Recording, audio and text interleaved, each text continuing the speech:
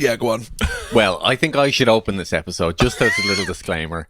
Poor Joe has a little bit of a cold. Okay, so if you're listening to the audio version of this and then you're surprised by the fact that for some reason I'm talking to an 80-year-old man on his deathbed this week, that is the reason why. He picked up a cold there last week and did about... Doctor's orders were do as many live gigs as possible where you have to speak non-stop. And that's the best way to break through this. I have to trust the NHS. You know what I mean? Like, they are stretched. They are stretched. So it was a guy who said the only way out is through. So and as well, okay, I was so excited for our 10th episode that I just nature is calling me. Plants just fell on Joe's head. It just attacked me. This is not going good. I think he just saw his opportunity to step in. Go for it. Take the shot. We're very slowly trying to incorporate more colour, or rather just any colour into the video version of this. So we now have one leaf to my right, and we've just added a pot plant to Joe's left, which has attacked him within 2 minutes. Yeah, so he's out. But I was so excited for our 10th episode, speaking on the sexiness of my voice, that last night, hindsight didn't help, I just screamed all night with just pure excitement. Like, I can't believe we made it all the way this far. Double digits. Probably never again because but we might get a whole new audience now.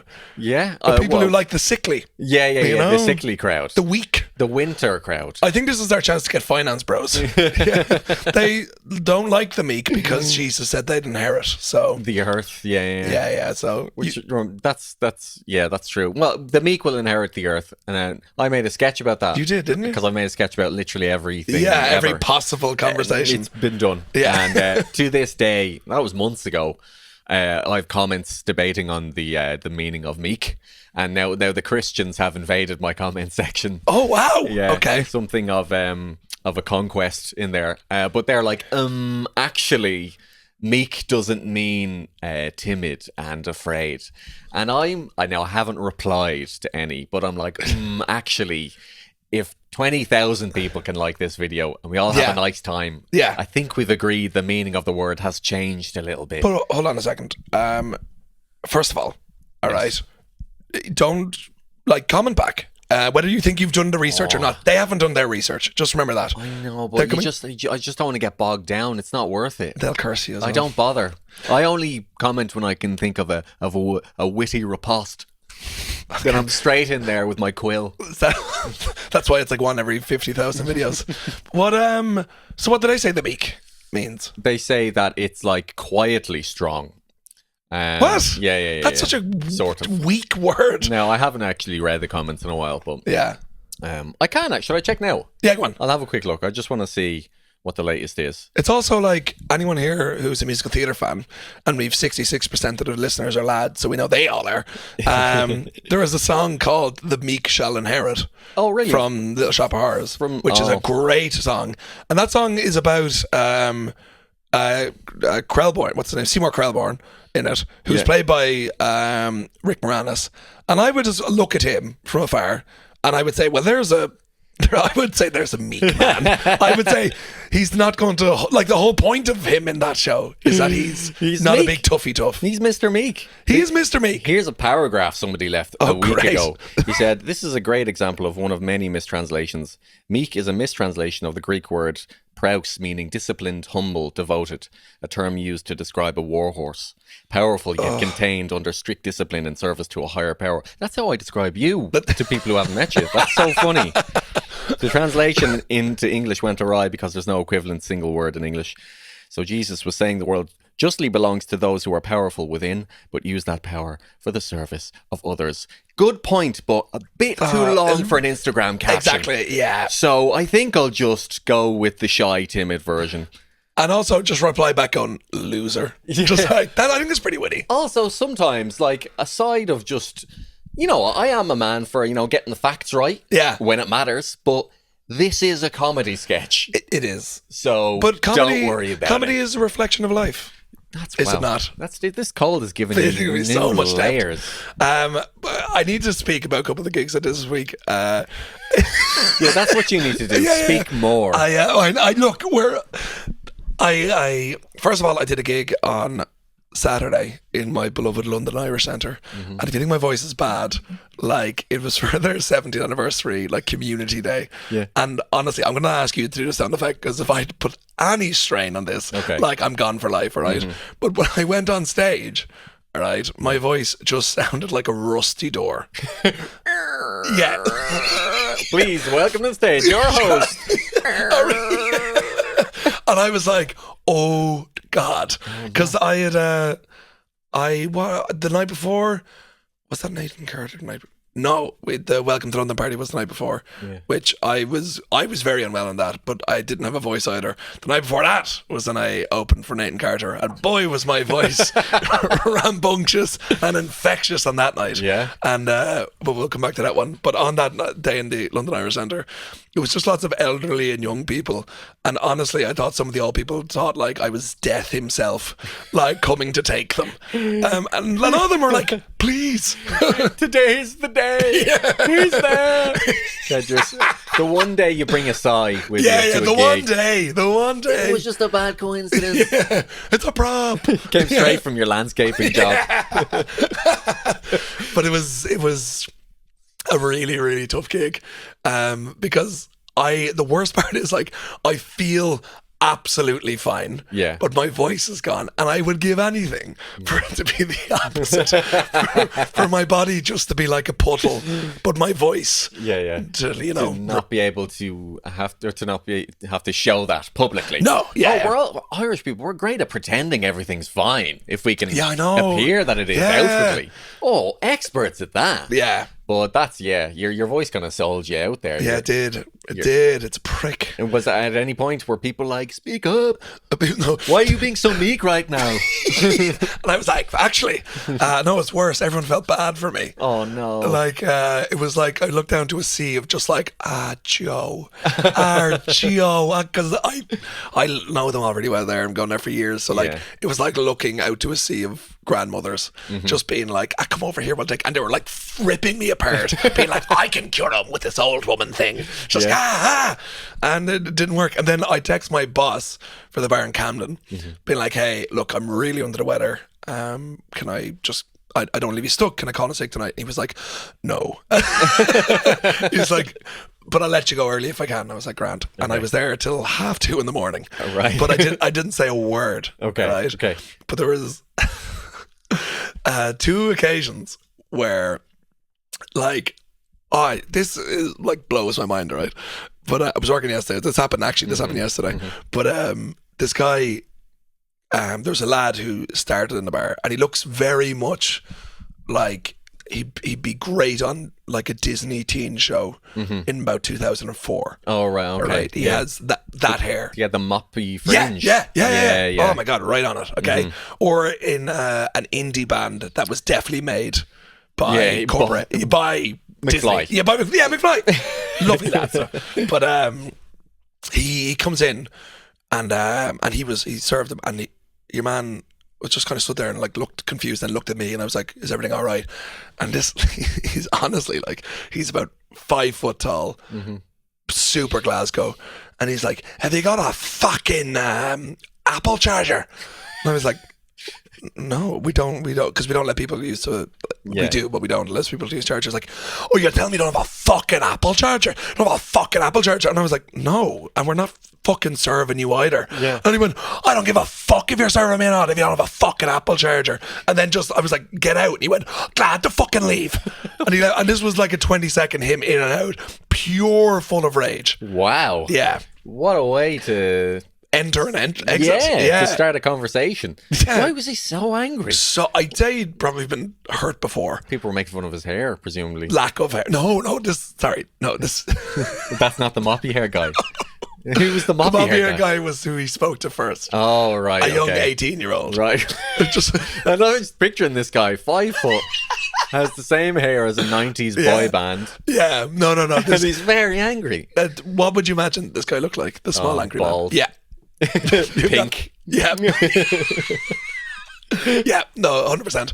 And then later on, this was last night for anyone recording at the Ryder Cup, and there was two people from Liverpool, Scousers, who were watching it, and he was watching the Ryder Cup, and I've never seen this combination before, but like someone from Liverpool who's really into golf but treats it like the football. Oh, right, okay. And like, you can do the accent. I can't do it normally. Oh, It'll upset Brendan. Yeah. I want to upset Brendan. Our one Scouse listener will be really mad at us if we I know, but he's mad already. That's 30% of our listeners, Joe. We can't afford to lose him. But he was just like, yes, lad, yes. Yeah. And go on, Rory, yes. Yeah. And then they asked me because he used the charger, and I was like, yeah, okay.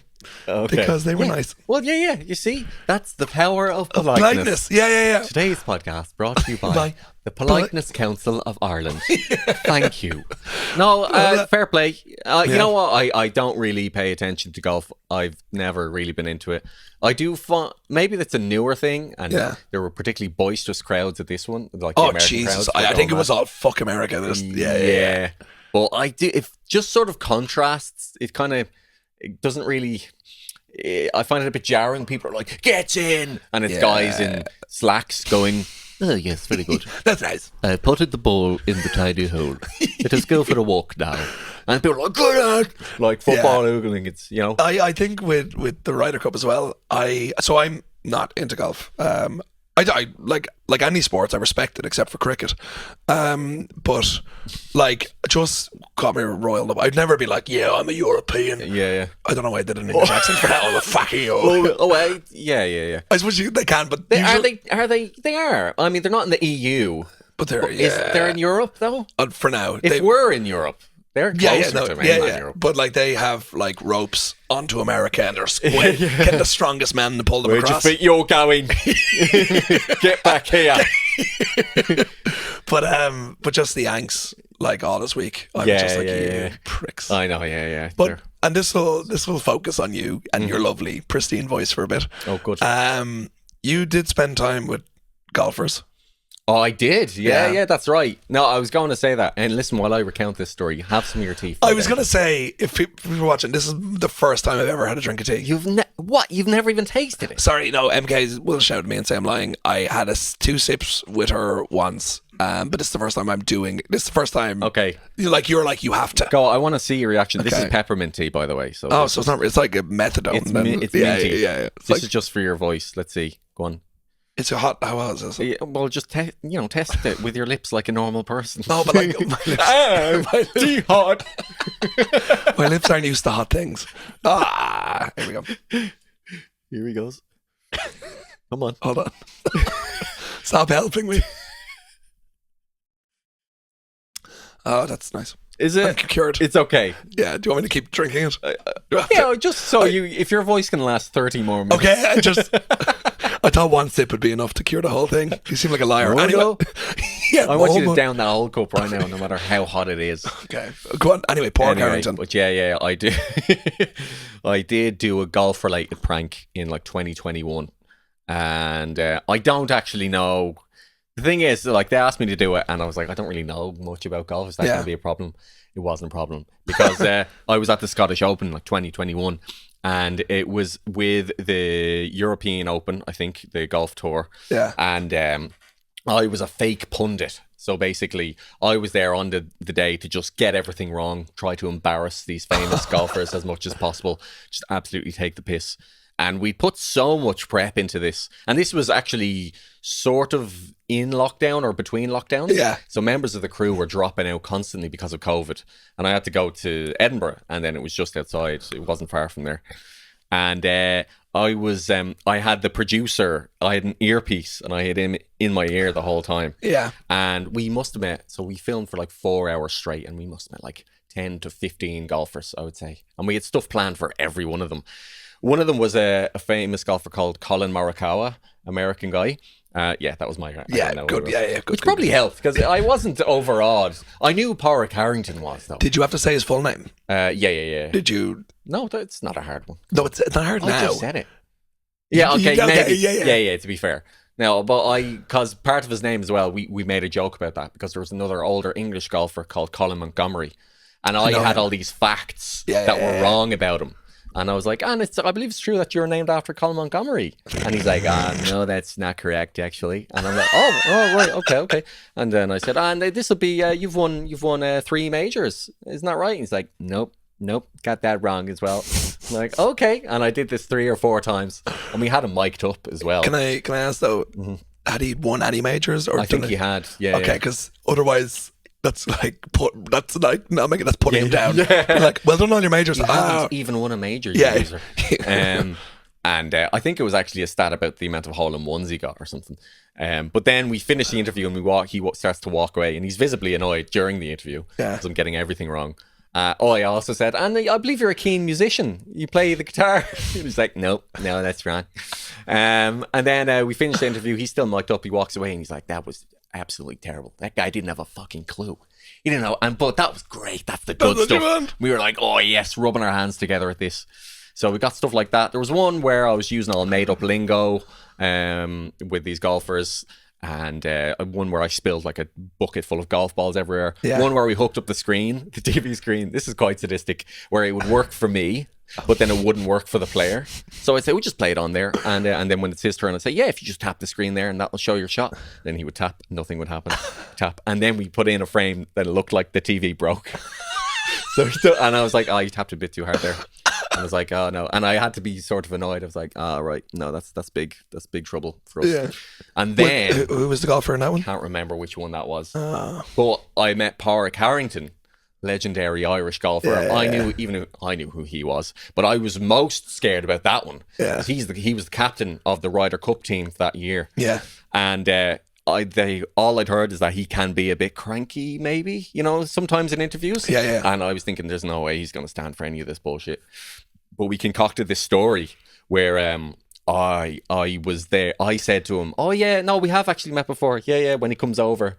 And he's all smiles. He's like, how's it going, Seán? And I'm like, nice to meet you. And I'm like, oh, we met before actually, yeah. I was like, yeah, I was about 10. I was with my dad and we saw you play. And I was like, yeah, I asked you to sign my golf ball, but you didn't do it in the end. And then I just left that silence there, and I was like, my body language was sort of like not really looking at him in the eye. And then the interview, I was like, right, so looking forward to the Ryder Cup or whatever. And then I would just hold out the mic to him, and he would talk away, and I'd be like, yeah. And then he was like, I feel like I've done something wrong. I'm sorry about your ball. And then I said, yeah, whatever. I actually stormed off at the end of the interview, and he didn't suspect it. Like, he didn't know it was fake at all. But then he did sign a golf ball for me as well, which I still have to this day on my desk. I've seen it. Does he know now that it was a prank? Oh, he does now, yeah. Okay, good. At the end of each one, we would say... Did he ask for the ball back? Yeah. And he shoved it in my mouth and said, don't you ever do that again. I hate liars, Seán. I hate them. You're on the list. You're on the list. That was a great job, and that was really fun. Kind of nerve-wracking. You've done... So you've lampooned golfers and tennis players, footballers. I know you've worked with them. Have you lampooned them? I worked with them. I don't think I lampooned any of them, not yet. Anyway, that was more scripted stuff. And what I learned in that was footballers are generally terrible actors. Oh my god! I was going to say terrible people. I would agree with that as well. To a certain extent, they were sound. Yeah. But like, just I would hate writing sketches for these guys because I knew. No matter what way I wrote it, they'd be like, hello, what's up today? Uh-oh, you kicked the wrong ball. Have you worked with... But it's quality stuff they're working with, so that can't be the problem. Is in parking lot. Would you like to go again? You have chosen power drive. So like that, but I actually felt bad for them. No matter how overpaid they were, their job was to play football, not deliver... witty one-liners in a comedy sketch. Seán, you're too empathetic, and also putting yourself on a bit of a pedestal there with witty. Ham-fisted comedy nonsense. I'm just saying the lead-up was ball in goal. But and I did do tennis players earlier this year. So they're the only two like you have pranked in that way. Yeah, certainly with a hidden camera prank. Yeah. Well, tell us about the tennis players as I sip away. Yeah, and then can we find out? Who did you like? What the elite stars? Yeah, like who were better crack? Well, Pádraig Harrington, I would say, in terms of golf, was good crack. Yeah, I did the tennis one earlier this year at Madrid, which was cool. I was sort of Not a chauffeur. He drank the whole thing. I drank the whole thing. Good for you. Do you feel better? I feel better. Yeah, because you made me give up a vow. But we were at the Madrid Open, and I was in the car next to the driver, and they would be in the back, and we were ferrying them from the hotel to the ground. Yeah. And I was sort of, I was like a liaison. That was my cover story. And I was giving all these facts about the city that were all completely made up, and just trying to get like free tickets off them. Yeah. And then like calling people saying, yeah, I've got free tickets. Do you want to buy them off me for like, I'll give you them for like 300, even though they're in the back of the car. And, you know, thankfully I could just look out the windscreen and I didn't have to see the reaction. Yeah. But I had like Dimitrov was in there, Taylor Fritz. That was the most awkward one. He was on his phone, like he was bet into a video game. Yeah. And listen, I don't get, you know, I don't blame him. They've just been training all day. Yeah. They want to go back to hotel. It's a 30-minute drive. He gets in the car, his head straight down, headphones on. And I'm texting the producer the whole time. And I'm like, he's on his phone. And we'd already done 5 or 6 at this stage. And I said, just go for it. Tap him on the knee. Get his attention. Go for it. And oh my God. I turned around and I'm literally like, Taylor. Eventually he looks up, like, could not be less interested. Yeah. He's like, yeah, what's up? I'm like, what'd you think of Madrid? And then he'd go back immediately. He'd be like, yeah, it's good. Headphones back on. And I'm like, all right. Then I go, Taylor. And he goes, yeah. And I go, how many trees do you think are in Madrid? And then he didn't show it. His face was just so obviously not interested. Yeah.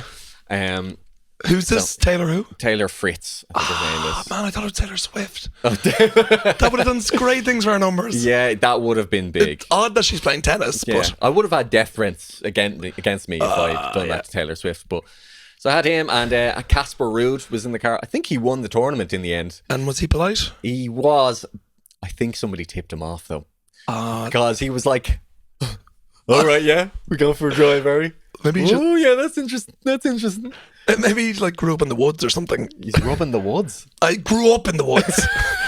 Let's just say he's rubbing the woods, if you know what I mean. But also, fun fact, now this didn't make the cut of the video. I was in the car with Casper Ruud when we both found out that the Pope died. And that wasn't really going with the prank vibe. He's still alive. He's driving the car.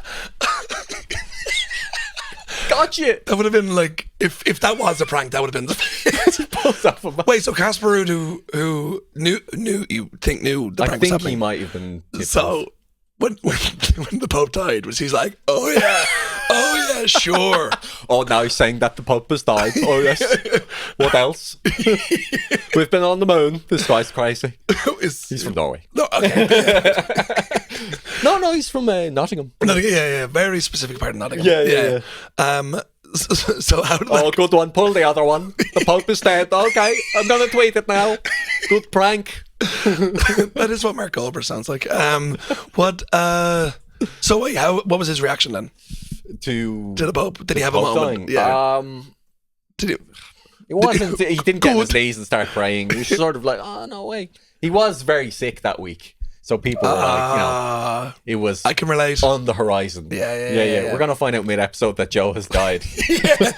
Oh, good one. Or does you tell me that the Pope is dead? The latest Pope is dead. The new one. Yeah. We didn't see that one coming.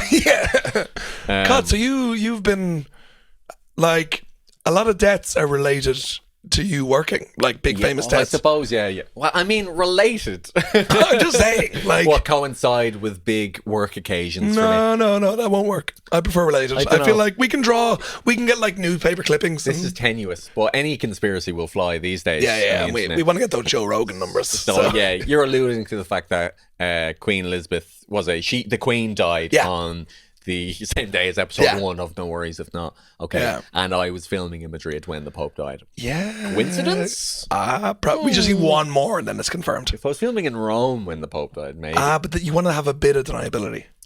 You know? by not doing it. By not not, how much. Sure. Oh, yeah. The only way we can ensure 100% deniability. Don't do it. It's genius. So he didn't give a shit. No, I think there was a a brief moment of quiet, respectful quiet. Thankfully that was on after I'd done all my fake facts. Was he like? So I wasn't like, that's sad. How many trees do you think are in Madrid? Do you think, was it like, oh, the Pope's dead, and then he was in his head 10, 9, 8, and then earphones back on. This was back a different tennis player. Oh no, that was Taylor Fritz who had the headphones on. Casper Ruud was fairly jovial and chatty, but I think he was tipped off. Do you think like it's a boy named Sue with that situation with his name? That like your name's Casper Ruud, you're gonna be polite to everybody, or very rude. No, like that's what I mean. Like there was the boy, the boy named Sue. No.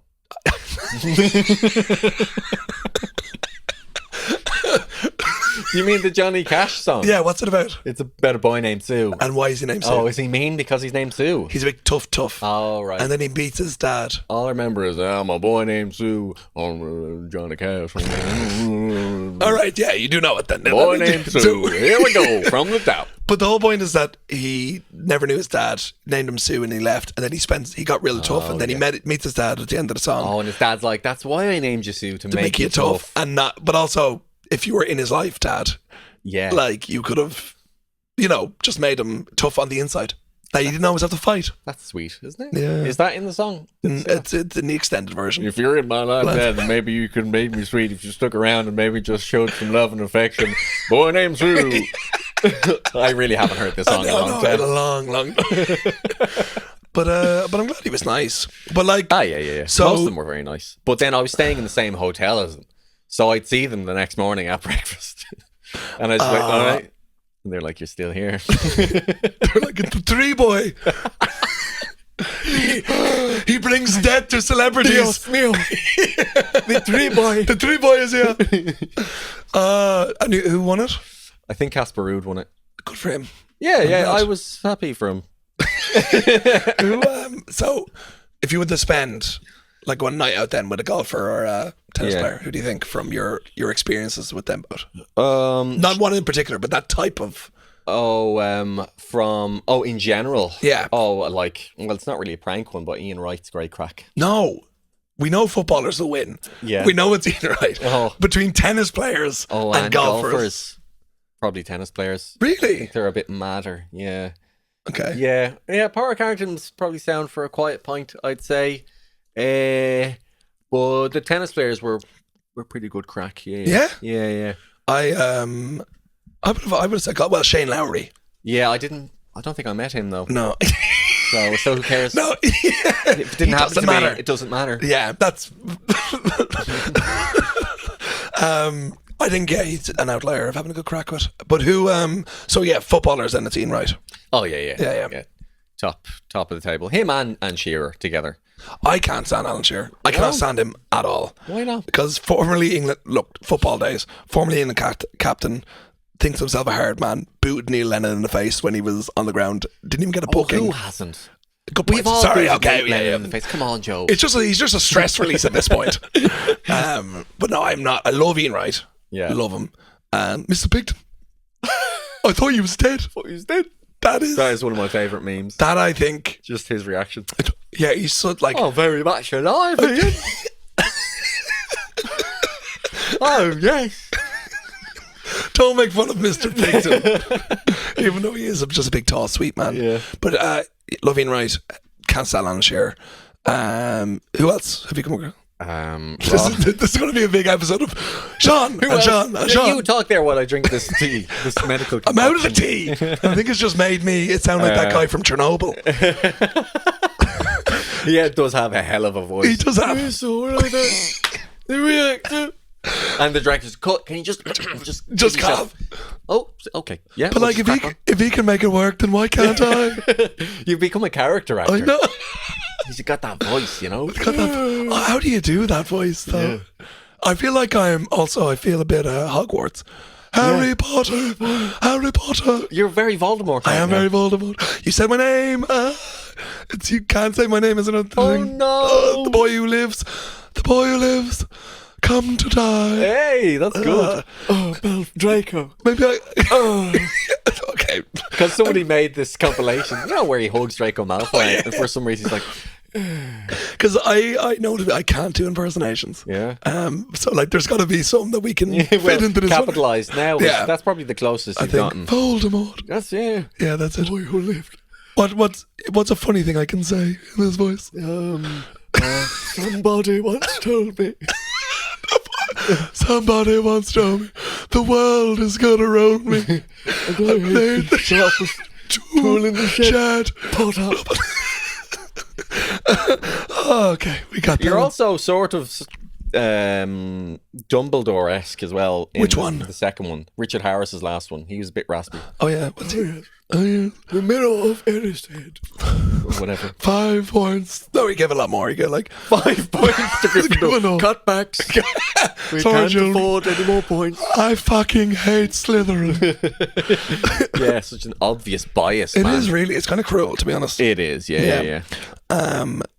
So celebrities. So footballers, Ian Wright, you love. I just reposted the clip of me doing Hollywood Hijack when I just moved to Oh London. yeah. Sorry, let's move on from football. This is far more interesting. It doesn't alienate our audience who couldn't give a fuck about football. Yeah. Well, yeah, when I just moved to London, I'd moved here partially because I got this job on a show called Hollywood Hijack, where I was interviewing celebrities at movie junkets. It wasn't hidden camera, but I was the idea of the show was that I was an actor blagging my way into these interviews in an attempt to further my own career. Yeah. So I would go in with these terrible headshots and just trying to make connections and just show off. The Rock one was a big one. That was the one, where I took my t-shirt off in front of him and Kevin Hart. And they loved mocked it. you. They did. Well, actually, The Rock said I had a nice peak on my bicep. Oh, okay. They didn't mock me. No, How no. dare you? I believe what he said was, this was your peak. No, It's all downhill from here. Remember, he said, "Oh, you got a nice peak, and here's $50,000." That's what he said. Yeah, and well, Kevin Hart can't mock you anyway. No, yeah, I mean, I've got him on the height there. He's got me on the success, I suppose. Yeah, but the coldest one, that's probably a bit mean. But I met Emily Blunt, Chris Hemsworth, and Jessica Chastain. Okay, Jessica Chastain. Well, what is three? Freaked out. Her body language was like so closed. Her arms were crossed. Freaked out about just because I was because I was coming in with these terrible headshots, being like, "What do you think? Would you think?" And not talking about the film. Yeah, but like Hemsworth in Australian, Emily Blunt in English. I think their sense of humour are more closely aligned. Just with ours. saying, actor. Where where we were just from different planets. Yeah. And so awkward. You can still see it. Is it good awkward though? It's I'd say it's a bit cringe awkward. I don't know really, but to be fair, we were going in there looking for a reaction, and that's what we got to a certain extent. But like as I left, I could hear them just like laughing out of like sheer awkwardness, and I was like, "Whoa!" Do you know what's funny as well? We were supposed to do a pilot episode, which we never made in the end, where I was supposed to meet Jennifer Lawrence and the cast of Hunger Games, and we had planned that I would pretend to cough up blood into a handkerchief. In the middle of the interview. And I was waiting around this swanky London hotel for 3 hours in a room full of journalists, all there with actual questions. Yeah. And I'd like never been more nervous in my life. Wait, and then this is the Hunger Games one? Yeah. Oh, okay, sorry. So we actually got to the hotel. Yeah. And then there was a power cut. And they cancelled all the rest of the interviews. Who died? Seán, who did you get this time? Nelson Mandela. You've done it again. There's the 3. Yeah. And, I think that was probably for the best. I mean... man. You would have been a meme now. I was bricking it, yeah. You would have been like... Yeah. That would have changed everything for you. If I coughed into that handkerchief. If you'd have done that, that would have been something. They would have been genuinely concerned, though, I think. What if they weren't? What if they laughed? What if he is unwell. What if they went, it was never like this on Epstein's Island? And then you're like, what a scoop. Yeah, you would have thought nothing of it at the time. Yeah, because this was pre-Epstein. Yeah. Maybe just. I am, picking of celebrities, I was, as I said, gigging opening for Nathan Carter. Mm-hmm. I say opening, I was emceeing. Yeah. I was not entirely looking forward to the gig. Sorry, I'm always looking forward to the gig, but I could not give away free tickets to Nathan Carter. Really? Yeah. You say with surprise. Because you offered me one. Yeah. You and a Gat one. You're like, no. And they gave me like a few free tickets and I could not for the life of me give any free tickets away because everyone has a perception. Preconception. No, performance. Okay, agree to differ. Meek actually means something else, Joe. But I went because I got for free, and my aunt and uncle travelled down from 400 miles away to come see it because they're retired. Yeah, and he was great. Yeah, he was really good. Yeah, it was. Yeah, like I wouldn't go pay to see him again, but he was great. Yeah, and he was lovely. And what was weird was he was sitting in the green room, right? And I came in, and like 2 or 3 people came in at the same time in a queue, and they turned to him and went, "Oh, hi Nathan." It's like, regards from Sheila back home. She wants to say hi. They went, very nice, regards. And then next person went, regards from my dry cleaners. They know you. And I was just like, are we... This guy's like a mob boss. But I feel like it's going to be like regards from Sal Vitro and then pop, pop, pop, pop. But he, and I just like, everyone did, I said, regards from my mum. And he was like, tell her I said hi. And I was like, all right. But he was great, really great live. Yeah. And lovely guy from Liverpool. Yeah, that's surprising to me. I just assumed he was Irish. 2 people that surprised me that are from Liverpool are they're Irish. Are Nathan Carter and Martin Maloney of Hardy Bucks. Yeah, I was good pals with him in Sweden, and he is Scouse. 100% Scouse. And the Viper is not Scouse, but he has an English accent. I think he's from Leeds. That one hurts more, I think. No, but I'm not bullshitting. He's like, because I actually worked with him many years ago. Well, no, he was directing on Republic of Telly. Yeah. And I was playing Michael D. Higgins. Well, it was Michael T. Higgins. So I was dressed as Michael D. Higgins if he was a teapot. And you know when Christian Bale's like, oh, in the suit, I was sweating buckets. That was me. No, I thought you said when he's in the suit, like he was like, I want to fight crime. And you were like, I want to fight this crime. Injustice. Dressed as a teapot. A teapot of Michael D. Higgins. Well, Chris, because I call him Chris. His name's Paul. Okay. Viper was directing, and he was like, yeah, that's great, Seán, if we could do it like this and then maybe like that. And which was like so strange to hear. Were you like upset? I was like, why ain't you talking like this, lad? Good take, man. Yeah. Let's go from the top. Class. Is that like... That's what I was expecting. And he starts moving like a snake. Reptilian in his movement. That's what I was expecting, but I didn't get that. Is that the only Irish accent he can do? Is what? Is that the only Irish accent he can do? Probably. I don't know. Kurt, but I think... No, he does a good Limerick accent. Yeah, because you told me... You've been telling lies, Frank. Oh, yeah. Of course. He's a real artiste, that guy. He's fantastic. Yeah. I think he's brilliant. I've been watching... I don't watch much streaming, but I watch I'm subscribed to his YouTube channel. Yeah. So when he's doing a stream, it comes up, and I always dip in for 5 or 10 minutes. I tuned in the other night for like 2 minutes, and from what I can gather, he was running up a country road in the middle of the night with just a torch. I know, and no context. You have to watch it for a while, I guess. Yeah. Another one, he was climbing Crowpatrick in jeans and shoes.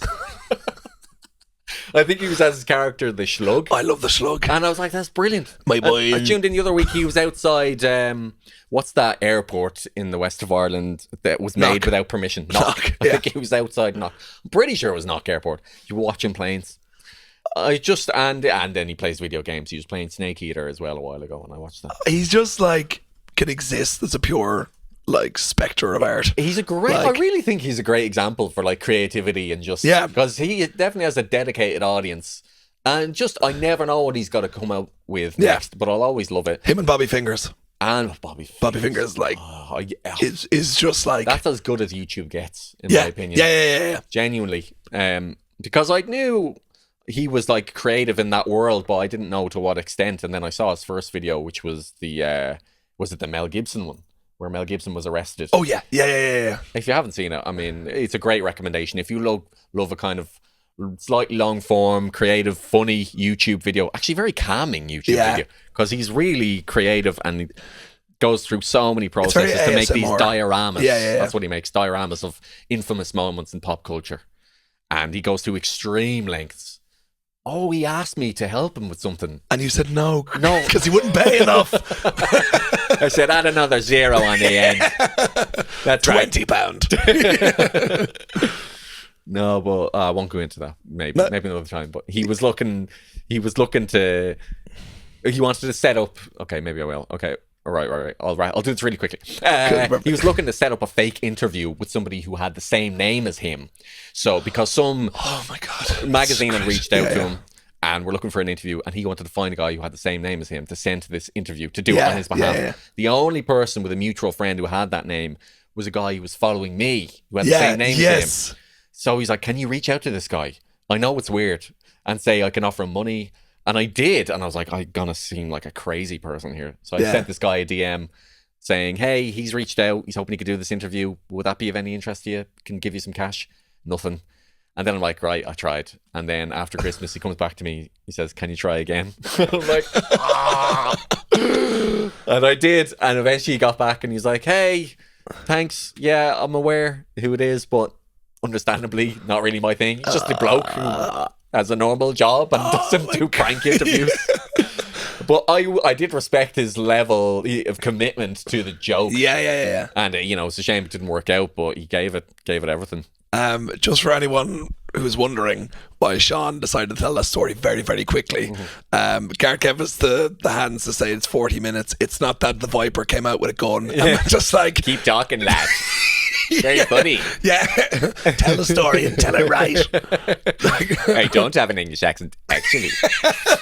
Take it back. We have a chance for one question. Yeah, cool. Gareth, I actually didn't plug my phone to charge this time, but I just don't know where it is. Is it over there beside you? It's it might be under you, maybe Joe. it's I think I saw underneath it. me. It's there, Joe. It is under the couch. Oh, that's horrifying. It's a question from a French person, but I don't know how to say her name. Let me have a. Yeah, that's what I'm doing. Oh. I'll know. Noemi. Annoy me. Okay. She, like, in typical sort of French fashion. Yeah. It's a very like. Straight to the point. Is it? Well, it's a very sort of question, like nice. Interesting. Go for it. But she goes, sorry, I want to read this out perfectly. She said, if Ireland had Eric Cantona, would he be in prison or Taoiseach by now? Oh, I think he'd be Taoiseach. Out of the two, he'd be Taoiseach. Oh, 100%. Or he'd be president. Probably more likely president. I think if he... Good question, though. He's a really good question. I think he'd be very much appreciated. Yeah. Because he has a great sense of humour. He's a mad bastard. Mad. Classic Irish fashion. Like 100%. And like, took out a racist in the front row, you know, at Crystal Palace. Retired at 30 because football got too commercial. Big supporter of Palestine. Just like real arty and interesting with his answers. Like his famous one is the only thing he said at his press conference when he got the 7 months. Was it the seagulls follow the trawler because they think sardines will be thrown into the sea? Like, thank you. And he just leaves. What sort of deity was that when he was a god in Manchester? So like, out of the two, but then what would the opposition be? Like, if he's running for president? Oh, like who would be the anti-Cantona? Yeah. Oh, it'd be somebody very lame, I suppose. It'd be if we're looking for a football equivalent, maybe. Like within or I have it. Yeah. Within Irish celebrity, it would be Jim Core. Yeah. It'd be Jim Core versus Eric Cantona. Now we're talking. Yeah. And Jim Core would get 15% of the vote, and he would be like, if 15 at a push, and he'd be like, storm the Capitol. Storm Phoenix Park? What are you talking about? Try to collect me. Just walk in. Yeah, sure. Just walk in. Yeah. It's a public park. So Jim Core versus Eric Cantona. I'd love to see I that. would love to see it. Ding ding. Yeah. Cantona would stomp on his head. No, he is very cool. I was flicking through, I have a collection of 442 magazines from when I was a kid, and one of them, they're all like 20 years old, but in one of them there's an interview with Eric Cantona. He'd already retired at this stage and was doing an acting career. Yeah. And just already he'd done so much. And this is 2 decades ago. Yeah. But yeah, he. I think he'd walk his way into Ars Neutron. Oh, maybe we can make it happen. Maybe we can do that. It's just saying that all our footballers across the board are just lame. All the sports stars. Yeah. It's just very much self-interested. I'm sure. They're a cool one. I'm sure that can be our comment. Which perfect, Irish football or athletic star Yeah. seems to have the most character, would be the most crack to hang out with? But also, but who would be like the person who, whether within the game, was like very like, I won't say political, but like very like, you know, in the right side of history going forward, and post retirement is like doing stuff. Yeah. Because I can't think of any. The only person that's coming to mind is Andy Reid, because he plays guitar across all sport. I can't think of anyone. That's how dull football Yeah, are. honestly, That stands out. I can't think of sure anyone. there are some that Yeah, are please spring leave a to mind. comment and let us know. Cool. We're going to wrap it up there, guys. Before Joe dies. I am so close. I will be back to normal next week. We're gonna go over to the YouTube video where I'll be giving Joe the last rites, and we'll just be we're glad to make it to 10 episodes. We did double digits. Well, okay, yeah, we did it. Yeah, we had a good run. And we'll see. Hopefully, you'll make it to it. Will I do it? I'll do a buy in Voldemort. Okay, like and subscribe. Like and subscribe. That wasn't bad. It wasn't bad. That was good. That was like good. and subscribe, Porter. Thanks very much. Cheers. Oh God. Okay. Oh wow. Will we do a YouTube bit or? We'll do. No, I'll do it. We're here. We'll do it. Like, Yeah. But like, I actually think that peppermint made it worse. I swear to fucking God, man. Maybe it was the 30 minutes of straight talking. Oh No, I was doing most of the talking. And another one of my many achievements. I was going. Jesus. It's better when Joe speaks more often. To be fair, I was prodding for your achievement this week. Read your CV there. Okay, Connor. No, sorry. Do you know what? Who was it that had a question? But we're gonna save it for next week. Yeah. I just want to say, Stephen Moxley, you have a great question, but we want people to do it justice this week, so we'll save it for next week. Yeah. So what's your way of curing? Like, I think tomorrow I'm going to be fine. Mm-hmm. Are you actually? I'm looking up a joke. Are you looking up I thought you were looking up the actual last rights. No. Like, I think tomorrow, like I said, the worst part is I feel fine. Like, I got like a bit under the weather last Wednesday, and the annoying thing is I've so many stories. Your voice is straining under the many thought. stories that I was like, I feel like I've been cursed by an ex or just someone who doesn't like me, because it's like we had a 10-day break. Yeah. And so just as we come back, get him. So much mischief. But cool. Is there anything we can do special? Was there a question? Sorry, did you say there was No, but I don't want to do it now because actually, fuck it. Sorry, Stephen.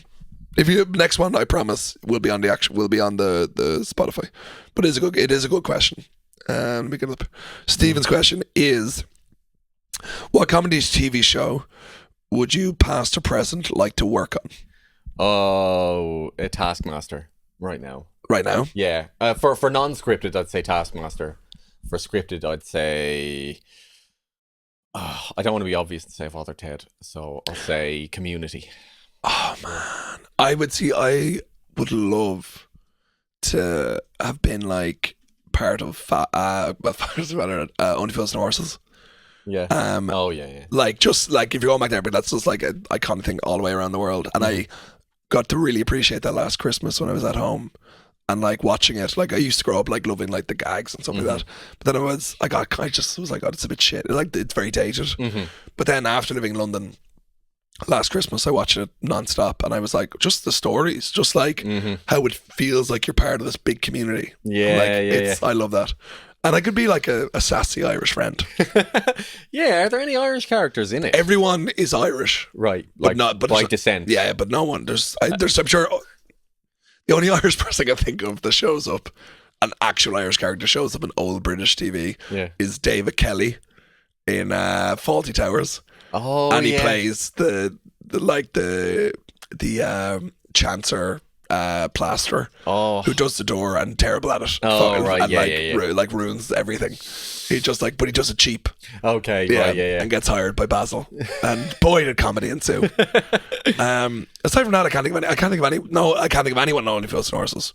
Yeah. That reminds me, by the way, just on that topic of Irish people doing bad jobs in England. I remember I was filming with an English YouTuber years ago, and it's a guy called Jack Dean, Jackmate. Some people might know him, but he's a sound lad, but we know each other from years ago. But we were filming together, and he was like, my granny used to describe like wonky stuff or badly done stuff as a bit Irish. And I never heard that before. Obviously, we don't say that in Ireland. And I was like, oh my god. Or we just look at it and go, this is very us. That's as it should be. Yeah. Job done. If you got a job on Father's Head though, I know it's kind of an obvious one, but like every comedian that showed up in that has been working ever since. Yeah, exactly. You've Joe Rooney, who is like Father Damo, but he is like working like entirely doing Father's Head stuff. Yeah, that's true. Yeah, that's like, I don't think there'll be many more legacy creating shows like that from now on. Not in this day and age. It's all too splintered now. All right, shall I finish with a joke? Will I tell you a joke? Bottle of Coke. Sorry, somebody just wrote that down here. Genius. That is shit. I feel sick to my stomach. But you did it, brother. You did it. These are pretty bad, to be honest. Like bad as in bad or bad as in good? As in they're bad Irish jokes. Oh god, is it all? No, like it's on Reddit Ireland, but this thread wasn't exactly popping. Okay. It has popped in the past. Yeah. What do you call two lads carrying a dead fella to the post office? Friends with benefits. I think we can do better than that, to be honest. I think we can do better than that. Where's the one that was on there 2 weeks ago that had brilliant jokes? Or you can do the one that you're afraid to say. Oh, I don't know what you're talking about. Let the world know, Seán. Well, there's a whole subreddit here on Cavan jokes. Cavan man's wife died and he went to put her death notice in the newspaper. As the price per word was €5, he wanted to just print Mary Murphy dead. Newspaper man tells him it's a minimum 6-word notice, so he printed Mary Murphy dead, hay for sale.